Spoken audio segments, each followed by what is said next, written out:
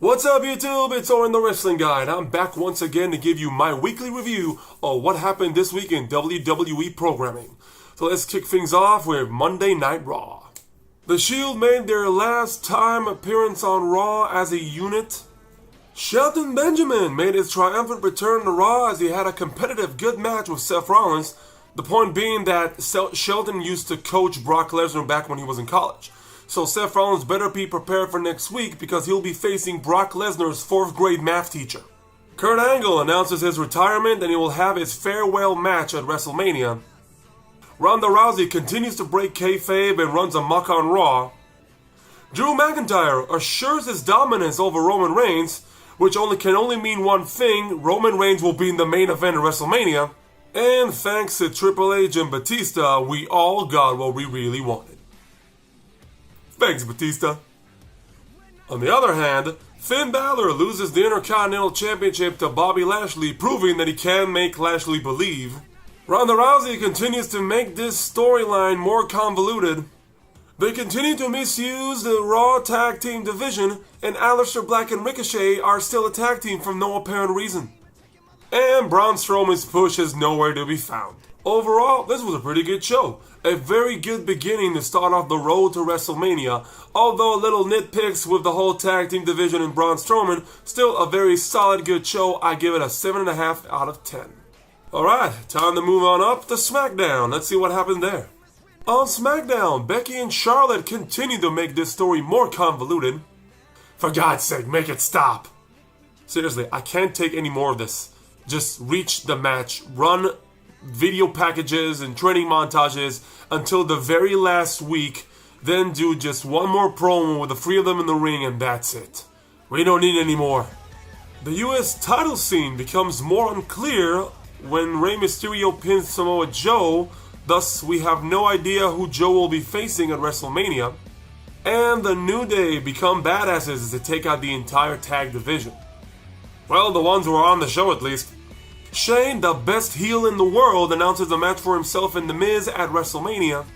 And Vince McMahon defies Kofi to beat the odds next week when he runs the gauntlet against Randy Orton, Samoa Joe, The Bar, Eric Rowan, Doink the Clown, a map of Japan, and the 1992 Denver Broncos. Overall, a good show, but not as strong as Raw. I have to give it a 6.5 out of 10. On 205 Live, we had the continuation of the Cruiserweight tournament with the 2 semi-final matches. First, Cedric Alexander and Oney Lorcan went head-to-head and pushed each other to the limit, when in the end, Cedric was able to prevail and survive Oney Lorcan. And in the other semi-final matchup, we had Tony Nese against Drew Gulak, a high flyer versus a submission specialist. Both styles mixed well in this matchup. It was a very intense match, and in the end, Tony Nese was able to capitalize on a margin of error, a very small margin of error by Drew Gulak, and roll him up for the win, and he advanced to the finals. Overall, this was a very good show, except Drake Maverick is still general manager without any explanation as to why. The announcement that next week Mike Kanellis will face one of the best cruiserweights in the world without telling us who it is, so we can get ready for it and get excited and even promote the show for next week. Give us a reason to watch. No offense to the 205 Live roster, but if you're telling him he's going to be facing one of the best cruiserweights in the world, why keep it a surprise? I mean, for me, I expected it to be somebody like Humberto Carrillo or Kalisto that he already faced, and that's okay, but come on, you're saying one of the best cruiserweights in the world. I'm expecting new faces like maybe Kushida or Ricochet and Rey Mysterio, and even if it is one of those free names, why not promote it? Tell us the name, make us feel excited about next week's show. And also, Fred Kanellis says you'll fire him if he continues to lose. Have you seen Kurt Hawkins on Raw? Overall, a very good show by 205 Live. 2 tremendous matches. I'll give it a 7 out of 10. On NXT, we had these semi-final matches for the Dusty Classic as the Forgotten Sons defeat Mustache Mountain in the first semi-final. Io Shirai and Bianca Belair take it to the limit before they get attacked by Shayna Baszler, who basically obliterates the women's division. But the joke's on her, because now she's got to face not only the both of them, but also Kairi Sane. Where did she come from?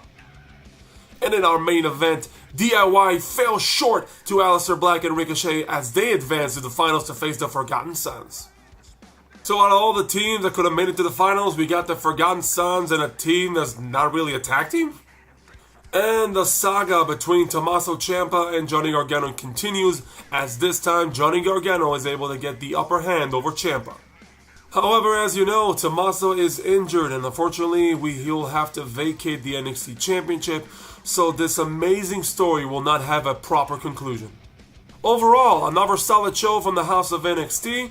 As for the women's division, I still don't know why Kairi Sane will be in the match, but still the more the merrier. This show gets a 7.5 out of 10. On NXT UK, Wolfgang prevails over Morgan Flash Webster in a competitive matchup. Amir Jordan and Kenny Williams get an upset victory. We have the debut of Kylie Ray. Noam Dar announces he is now full-time with NXT UK. Cassius Ohno is coming to NXT UK. And in our tag team main event, we had the Kofi brothers taking on Walter and Pete Dunne. The Kofi brothers were not to be underestimated with, as they took Walter and Pete Dunne to the limit.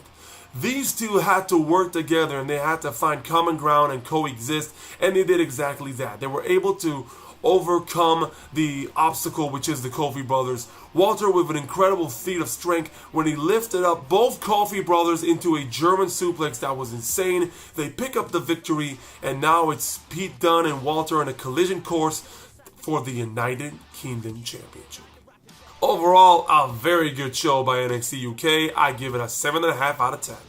Also, out of all the shows that aired this week, my match of the week is Aleister Black and Ricochet versus DIY. Gotta give mad props to the man himself, Tommaso Ciampa, the greatest sports entertainer in the history of mankind.